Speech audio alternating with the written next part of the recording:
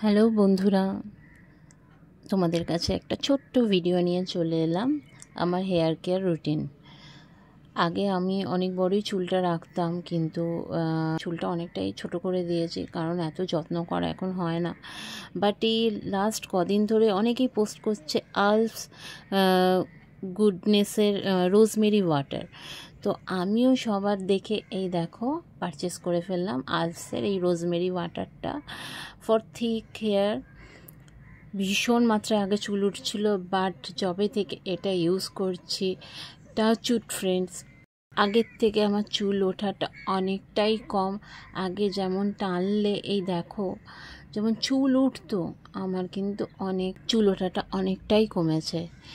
এই দেখো আগে মুঠো মুঠো চুল উঠতো, বিলিভ মি, শ্যাম্পু করার পর বা এমনি নর্মাল যখন চুল আঁচড়াতাম।